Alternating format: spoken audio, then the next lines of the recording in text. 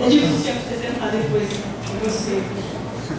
Bom, vou fazer mesmo uma breve apresentação de como que eu posso fazer análise dinâmica no programa GT Estudo. Eu vou apresentar rapidamente, né, o compressor radial duplo. Como que é feito isso? É feito no programa um modelo em 3D através de elementos finitos. E para que a gente faz esse modelo? Esse programa ele verifica a frequência e a velocidade, severidade e vibração do equipamento. Bom, como que a gente faz? O equipamento, o fornecedor, quando manda os dados do equipamento, ele manda normalmente o centro de gravidade deste equipamento. A gente faz um modelo 3D da base dessa fundação, que vai suportar esse equipamento, e coloca, cria um ponto no modelo, que seria o ponto do centro que representa o centro de gravidade deste equipamento. Nesse ponto é que vai ser colocada a carga dinâmica que o fornecedor normalmente também envia nos dados do equipamento. E a gente coloca essa carga dinâmica nesse ponto desse nó, que é o centro de gravidade. A gente aplica ali a carga dinâmica e a força excitadora, que eu vou mostrar mais na frente. E liga este ponto, que esse ponto normalmente ele fica fora do modelo, acima do modelo da base do equipamento.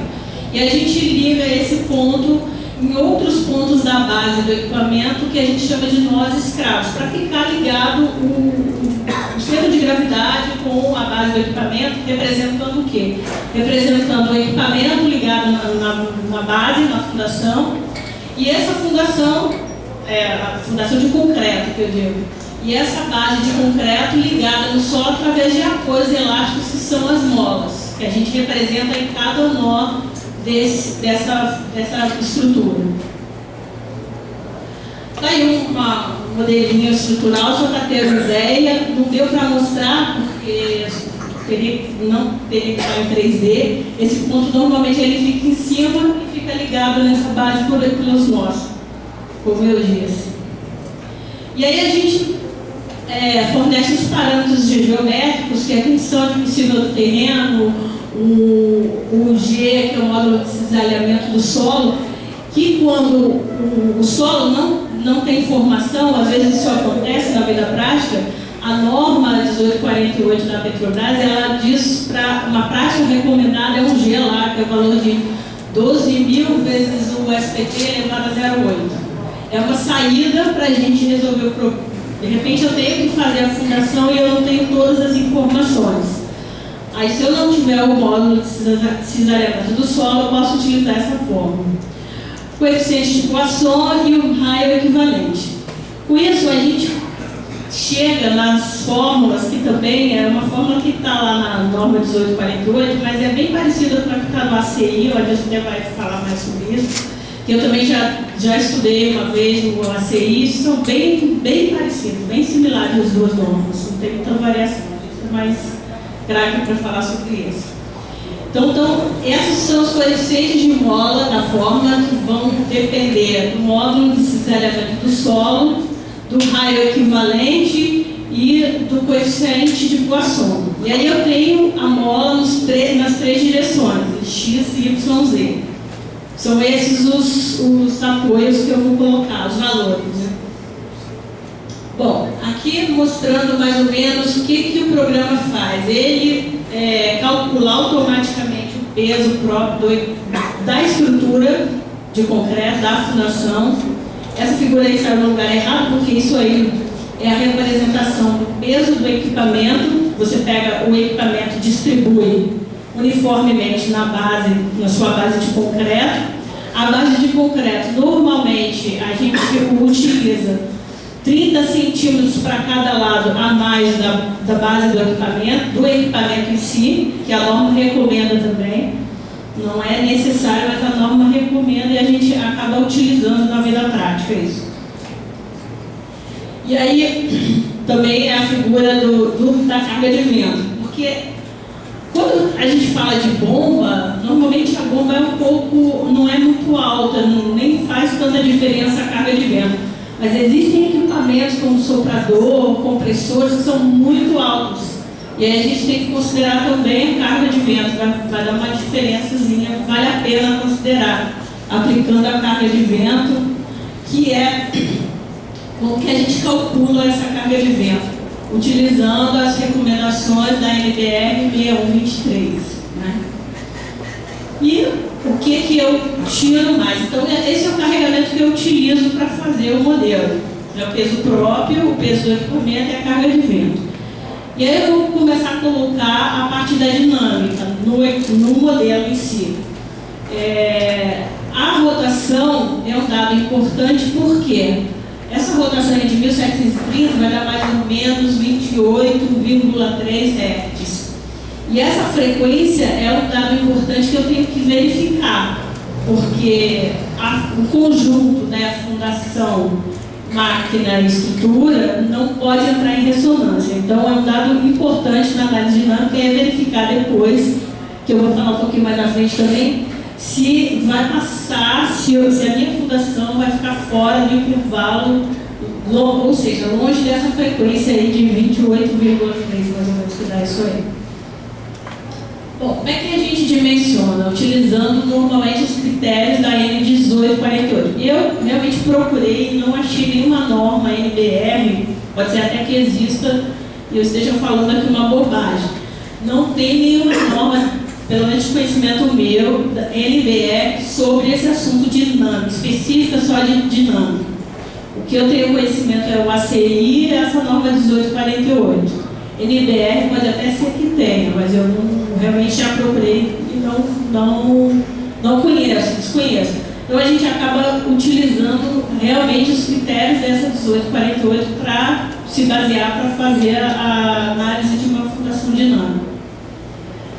Normalmente, o peso, quando o fornecedor do equipamento não fornece o peso do rotor, a gente considera 20% do peso do equipamento, e a excentricidade, a própria norma oferece umas tabelas de excentricidade de acordo com o tipo de equipamento, se é motor de indução, se é vibrante, se é rotacional. Bom, e aí o que a gente faz? A gente calcula essas forças excitantes devido ao desbalanceamento da máquina, que ela depende de quê? Da velocidade angular, dessa excentricidade e da massa do equipamento. Essa força eu calculo ela na direção horizontal e vertical. E essa força eu forneço através dessas formas, aí eu consigo achar essas duas forças, e ela eu também aplico naquele centro de gravidade, naquele ponto que é o centro de gravidade. Então eu tenho um modelo 3D. Naquele ponto que é o centro de gravidade, eu vou colocar essas forças e vou colocar a carga dinâmica fornecida pelo equipamento. Faço as combinações de carregamento e aí é uma saída do programa para mostrar que eu tenho condições que antes de rodar, a análise dinâmica ela demora um pouquinho. Sempre você bota para rodar, demora um pouquinho. Então é bom você se cercar de que está tudo correto no modelo. Essa é um passo que você confere se você botou todos os carregamentos corretos. Eu só coloquei aí uma apresentação de como seria. Na verdade, eu não estou mostrando o passo a passo, eu estou mostrando o que é possível fazer com esse programa. E com essa saída você confere, faz até o somatório mesmo, para você conferir se você colocou todo o carregamento correto. Aí, como que você checa, né, as dimensões da fundação? Eu disse que é 30% a mais do que a dimensão do equipamento. A altura, né, qual vai ser a altura dessa fundação? A norma diz que tem que ser no mínimo 60%, 60 centímetros, ou de 2 a 3 vezes o peso do equipamento, o peso da fundação tem que ser de 2 a 3 vezes o peso do equipamento para a fundação direta. Se a gente estiver falando de fundação profunda, tem que ser de 1,5 a 2,5. Na prática, a gente acaba usando 2,5 para fundação profunda e 3 para fundação direta. Pode passar? Pode. Por quê? Às vezes acontece que você tem que ter pelo menos 3 vezes o peso, ou às vezes você roda o modelo e não passou na frequência ou não passou na velocidade de vibração. E a maioria das vezes esses equipamentos estão confinados numa área que não dá para você crescer muito para os lados. Então você acaba às vezes passando muito mais do que esses 60 centímetros. Porque aí você tem que crescer para baixo para atingir, ou para atingir todas as condições, né, de vibração, de frequência, ou para atingir até mesmo essas 3 vezes o peso do equipamento. Então, algumas vezes acontece você ter uma fundação, um caixotão mesmo, de 2,5 metros, de 3, eu já vi até com 3. E aí outra condição é de que a altura deve ser menor que o quinto, não deve ser menor que o quinto da menor dimensão e 1/10 da maior dimensão. Então essas são as condições mínimas de altura para a base de equipamento.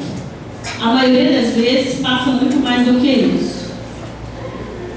Aí nesse modelinho que eu apresentei, mais ou menos, coloquei mais ou menos uma fundação de 2,5 metros, e pode ver que passou bem mais, porque a menor para uma casa ela era quadrada, nem ficou muito certo isso aí. Dá muito menos, mínimo ali seria 0,6, né? Passou muito mais, por 2,5, por causa disso. Às vezes o peso da fundação tem que superar o peso, 3 vezes o peso do equipamento, você tem que crescer para baixo. E aí, bom, aqui chegou, você então, terminou, chegou o modelo, roda o modelo e vamos apresentar já as saídas. O que a gente tem que verificar na análise dinâmica? Primeira frequência, né? Ele tem vários modos de vibração, Nelson Zimar já até comentou sobre isso mais cedo. E aí eu tenho condições de fornecer, eu forneço para o GT quantos modos mais ou menos eu quero ver. A princípio a gente dá um chute, né? Vou lá dar 8 modos de vibração e vou verificar se isso vai passar. Pode ser que eu precise de mais modos de verificação, de vibração, para ver se isso vai passar. A frequência ali, que é a última fileira ali, tem que estar 20% a mais, fora da frequência do equipamento. A frequência do equipamento eu disse que era 1730 RPM, que dava 28,3 Hz. Então, os meus resultados eu tenho que aparecer com frequências fora desse intervalo, dá mais ou menos 22,6 e 30. Isso aí está bem menos, né? Se bem que é 5 elevado a menos 11, está muito fora. Então, essa fundação não vai entrar em ressonância com, quer dizer, o conjunto, né?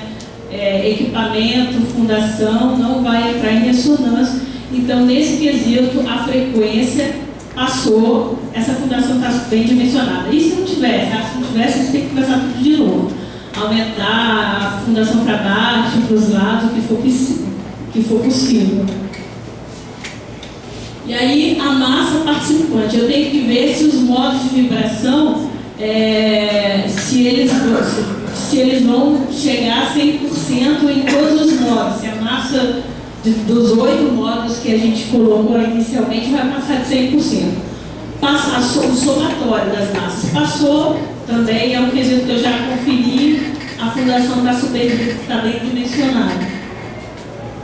E aí entra com a velocidade de vibração, que ele fornece os gráficos, podem ver que dá 1 exponencial a menos 5, é 0, qualquer coisa, nas 3 direções, em X, em Y, em Z. A gente tem que verificar em todas as direções.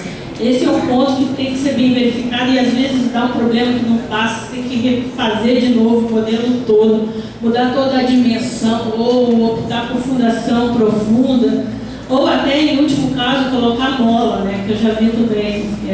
Não passava de jeito nenhum, deu uma fundação absurda, uma dimensão absurda.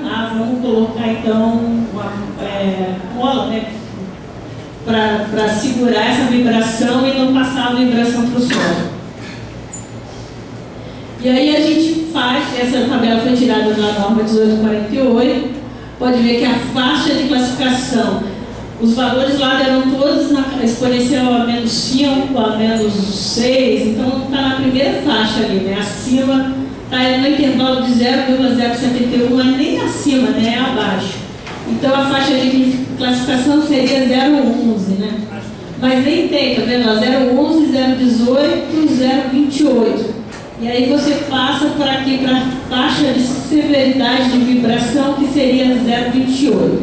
E considera, se o equipamento é um equipamento, no caso é classe 3, que é um equipamento, é um compressor, está numa área industrial, ele é classe 3. E ele está, né, dentro ali da faixa A.